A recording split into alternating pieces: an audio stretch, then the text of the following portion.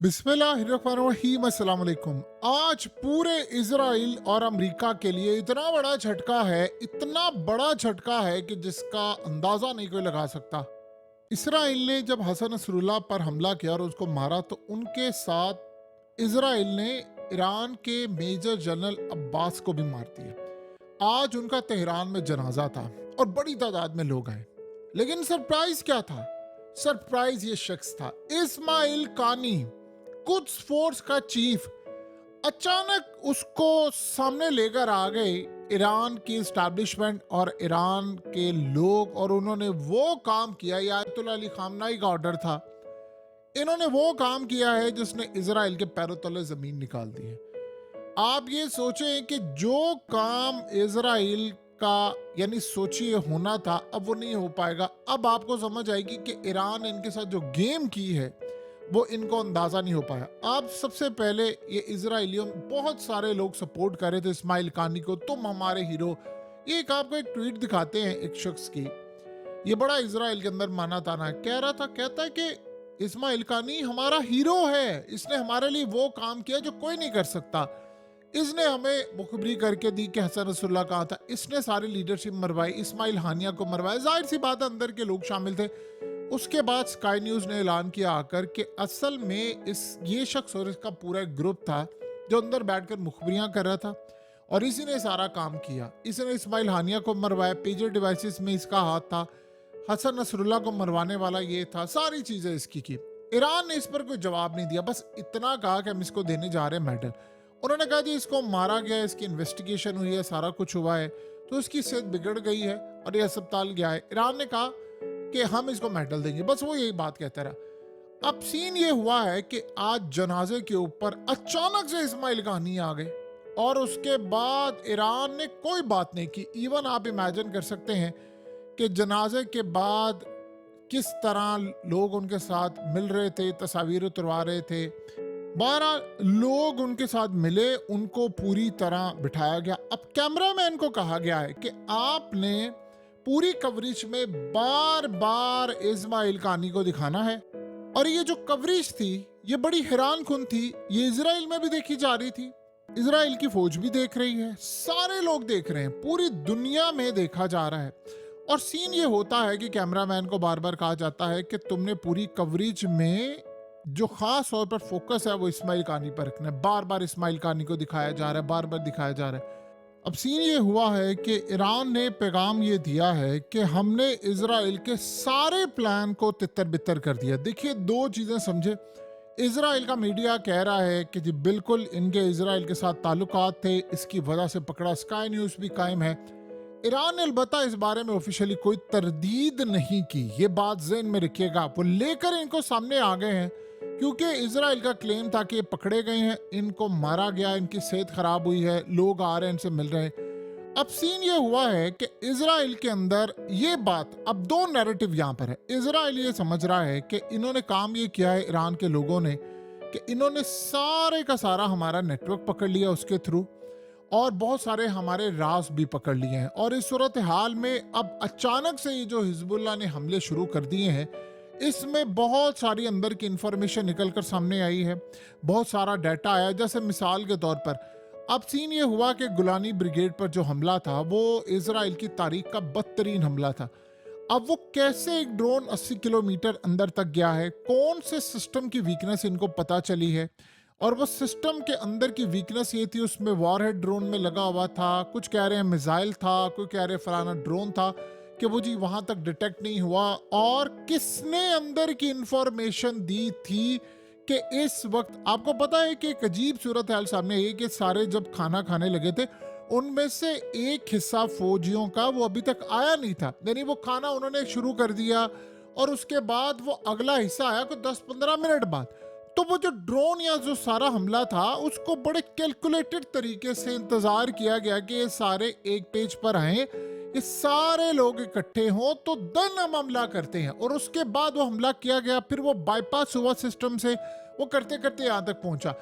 अब ये सूरत हाल इजराइल को नहीं पता कि किसने बताया था कि आर्मी चीफ यहां पर मौजूद है, किसने बताया था ये सारी सूरत हाल है? इसराइल को ये लगता है कि इस्माइल कानी के बाद जो नेटवर्क पकड़ा गया है, उनके जो आगे तक राब्ते थे, उनसे सारी इंफॉर्मेशन, सारा डाटा क्लू लेकर ये काम करवाया गया और हिजबुल्लाह के थ्रू ईरान ने बड़ा पैगाम दिया और आयतुल्लाह अली खामनाई ने बदला लिया है। अब ईरान के फिर हामी जो कह रहे हैं, वो कह रहे हैं जी नहीं, इस्माइल कानी तो बिल्कुल ठीक था, उसने कोई गद्दारी नहीं की, कोई बेवफाई नहीं की, ये सारा इसराइल ने और इंटरनेशनल मीडिया ने बात कही है, फलाने की है। अब इसमें दो चीजें हुई हैं कि इसराइल ने इनको मारना था, ये बात बिल्कुल तय हो, इसको मार नहीं सके। लेकिन इस सारी सूरत हाल में उन्होंने कहा जी ये जख्मी है, फिर उन्होंने कहा नहीं जी ये फलाना हुआ, ये हुआ। ईरान ने बहरहाल जो भी काम किया, ईरान ने अभी तक ये नहीं बताया कि आया इन्होंने गद्दारी की, ये किया, फलाना किया। लेकिन एक बात तय है कि ईरान ने अपने अंदर एक नेटवर्क बहुत बड़ा पकड़ लिया है, चाहे वो इनका था, ये थे शामिल, नहीं थे, इनके ऊपर वाले जर्नैल थे, जो भी था, जाहिर सी बात है इस्माइल हानिया एक ऐसी शख्सियत थे जो आयतुल्लाह अली खामनाई के राइट हैंड थे और कासिम सुलेमानी को भी मारा गया। ईरान के प्रेसिडेंट के साथ जो हुआ वो आप सबने देखा, फिर हसन नसरुल्लाह, फिर उसके बाद उसके जानशीन और उसके जानशीन के जानशीन हाशिम सफदीनी, सबको मारा गया और सारी क़यादत को मारा गया। तो अंदर की मुखबरी के बगैर तो ये काम हो नहीं सकता था। अब आप ये सोचें कि अगर यहाँ तक इनको पता है और हिजबुल्लाह के ड्रोन को या उनके हमलों को, या ड्रोन बैरिस्वान ड्रोन एक से ज्यादा हमला, क्योंकि अभी तक कोई कंफर्म नहीं कर पा रहा, जो भी था, क्या उनको अगर ये पता चल गया कि इजराइल का आर्मी चीफ यहाँ पर मौजूद है, तो आप बताइए क्या इस सारे मामले पर बाकियों को नहीं पता चल सकता था? इजराइल का आर्मी चीफ जब आया है तो उसके रंग उड़े हुए हैं, उसका होश नहीं आ पा रहा, ठिकाने नहीं लगा हुआ कि यार ये क्या हुआ है हमारे साथ। सो इस सारे हाल और मामलात में एक चीज बड़ी क्लियर हो गई है कि इजराइल को पता चल गया है कि मामलात हमारे साथ काफी हद तक खराब हुए। अब हमारे अंदर की इंफॉर्मेशन निकलकर सामने आ रही है।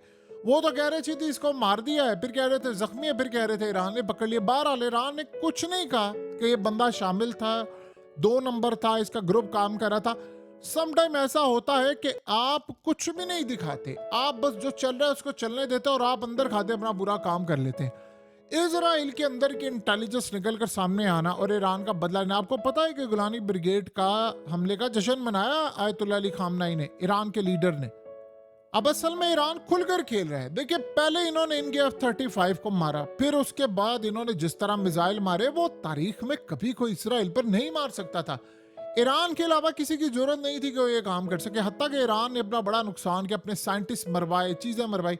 और आप ये सोचें कि जब ये सारा मामला हो रहा था तो अहमदी निजात के बारे में सारी दुनिया में चीजें सर्कुलेट हो रही थी कि उन्होंने कहा कि जी हमने अपना पूरा एक यूनिट बनाया था इसराइल के खिलाफ, उसका हेड जो था वो मोसाद का एजेंट निकला। अब सीन ये हो गया है कि इसराइल के बहुत बड़े नेटवर्क को ईरान ने पकड़ लिया है। अब वो इसको इस्तेमाल कैसे कर रहे हैं ये इसराइल को अच्छी तरह पता है, लेकिन उसका अगर आप अल्टीमेट रिजल्ट्स देखेंगे तो वो इसराइल के खिलाफ जाएगा। आपको पता है कि इस हमले के बाद ये जो हुआ है गुलानी ब्रिगेड पर, इतना सख्त इसराइल की फौज से रिएक्शन आ रहा है, इतना सख्त रिएक्शन आ रहा है कि वहां पर को पहली तो बात है कोई भर्तियां नहीं हो पा रही, अच्छा खासा मेजर डिक्लाइन हुआ है।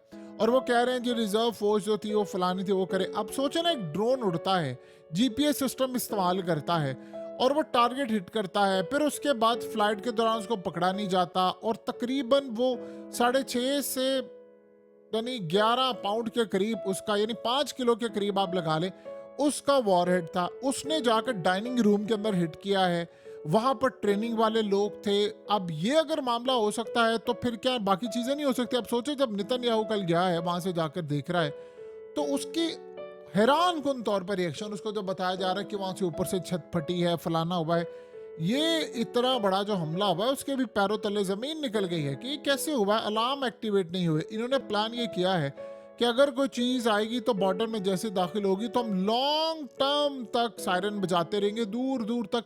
इवन के जिन इलाकों के अंदर ये ड्रोन या कोई चीज या ऑब्जेक्ट नहीं भी जा रहा वहां पर भी सायरन बजाए ताकि लोग अपनी हिफाजत कर ले। हमें नहीं पता कौन कहां पर जा सकता है। सीन क्या होता है, सीन बड़ा अजीब होता है कि हिजबुल्लाह ने रिसेंटली काम ये किया है कि उन्होंने फॉल्स अलार्म बजाने शुरू कर दी। जहां पर हमला नहीं भी था वहां भी अलार्म बज रहे हैं, तो वो बाद में पता चलते यहाँ कुछ नहीं था। तो यानी वो शेर आया वाली कहानी हो गई है कि लोग इतना बेजार और तंग आ गए हैं।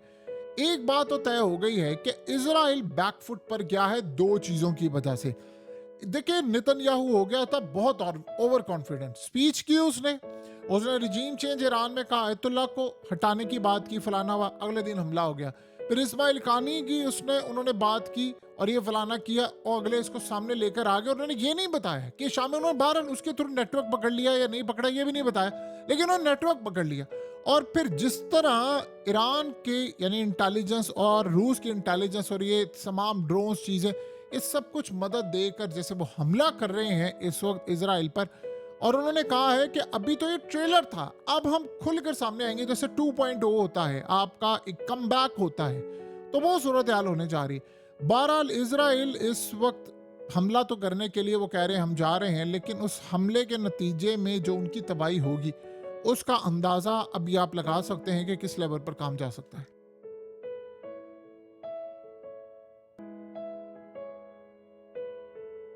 हकीकत टीवी को सब्सक्राइब करना मत भूलें, वीडियो को लाइक करें, शेयर करें और कमेंट सेक्शन में अपनी राय का इजहार जरूर करें।